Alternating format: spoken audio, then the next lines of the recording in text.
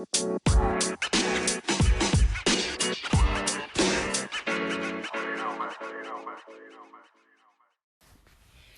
right, everybody. So happy Pride. Happy San Diego Pride. It's coming to an end this weekend. I'm about to tap out, guys. um, it was a good time. It was fun. Um, I started with my usual crew around last weekend and Sunday finishing up.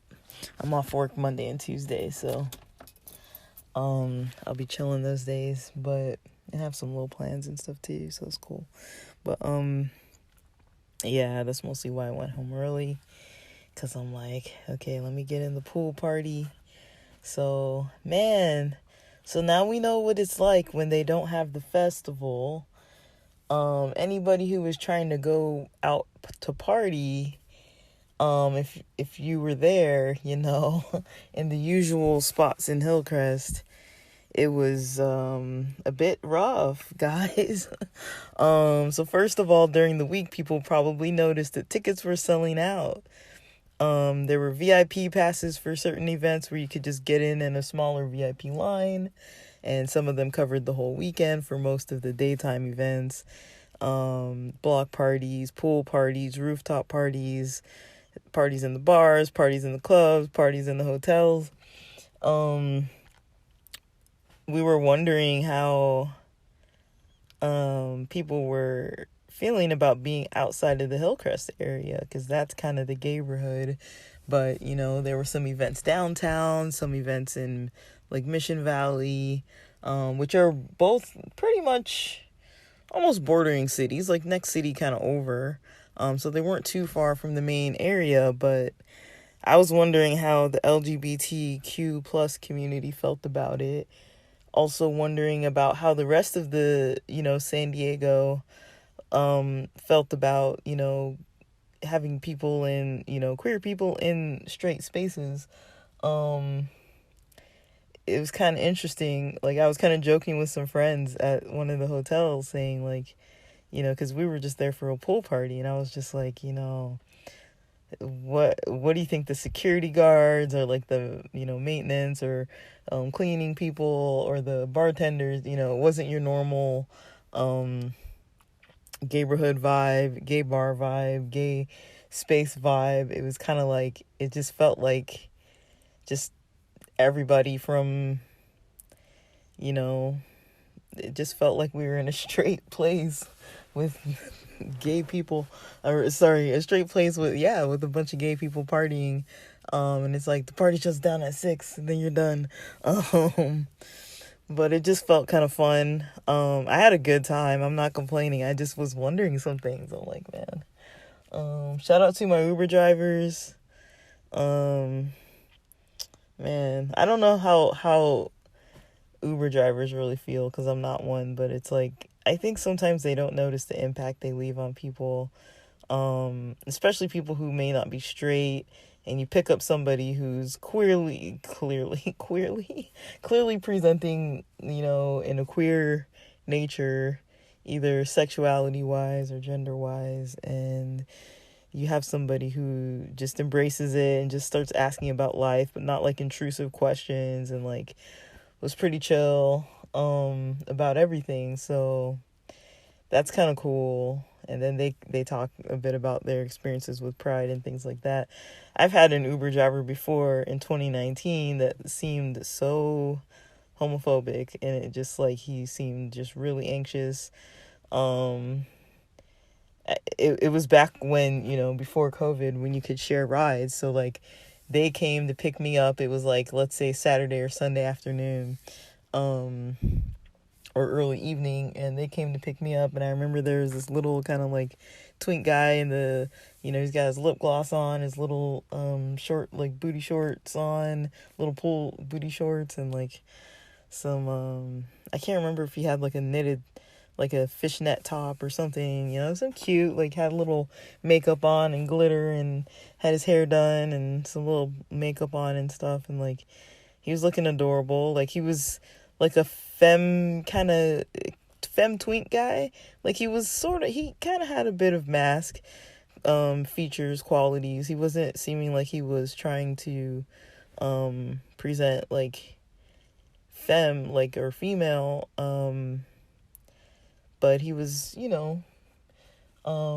just kind of done up, for the night, but kind of like in casual clothing. And he said he was going to like some specific place. I can't remember where it was.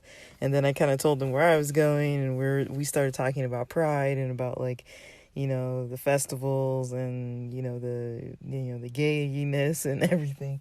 And I was like, it felt like the driver was like squirming. I'm like, dang, like, like, I don't know. I felt some kind of way about it,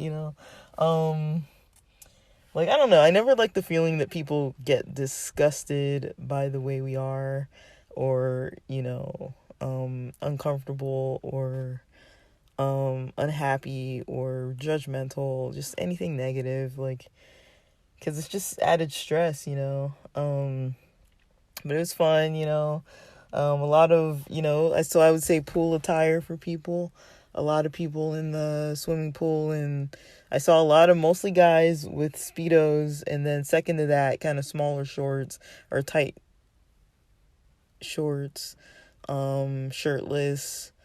I was wearing board shorts and just like my Metallica t-shirt and a baseball cap, and some flip-flops. I think I was the only kind of I kind of had like more of a studdish presentation. I didn't see any of us there. There were a couple that had like sports bras on, but I didn't see any non-sports bra females, except for me and my friend, and maybe one other lady. And I don't know what my friend was wearing under the fish. It was kind of like a white fishnet top. But yeah, it was just nice to see everybody comfortable wearing their garb that they felt either at the pool, where it was like maybe a little less because it was like 80 something degrees, which for us is pretty hot, and it was a nice breezy day because we had a random storm last night, and it was breezy but warm, but it was nice. It was really perfect weather. Feeling the vibes, feeling each other, feeling the music, the DJs, Ryan Sky, SKYY, DJ Ryan Sky. That was my favorite DJ there. And I went on YouTube and found a playlist of his. It's what was it called? Don't Give a Fuck or something. It was called Ryan Sky, No Fucking Requests. I liked it a lot. I've been trying to listen to it since I left. And but yeah, guys, I just want to say that, if you're out there, you probably experienced some things. You possibly experienced hopefully positive things, a sense of community. Even if you didn't get in anywhere, just seeing the people on the street and just knowing that you're represented, just even walking through the lines. I don't know if I felt that comfortable in a really long time. Just walking down the lines of people that were waiting in line, the lines that were all the way around the blocks and things. I mean, it just shows how big our community is, how strong our community is. I felt like, people were respectful. People were, yeah, of course people are drinking and on whatever they're on, but I mean, it's how it is. But also, it's just fun. It's just a fun time. It's a good fun time. I enjoyed myself. I enjoyed the people that I interacted with and met and saw and hung with. And just people watched towards. It was a good, grand time.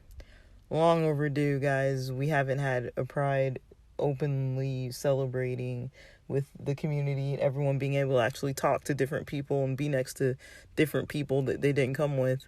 Kind of more of a communal feel. Like, we haven't had that for like over a year now. So yeah, and shout out to the people from LA, the DJs from LA, and the content creators from LA that came down too. That's pretty awesome. To see some content creators out there from LA down at San Diego Pride. Awesome. Well, I got a veggie burger I'm gonna go eat half of, and let me see if I record more on this episode, and if not, happy Pride.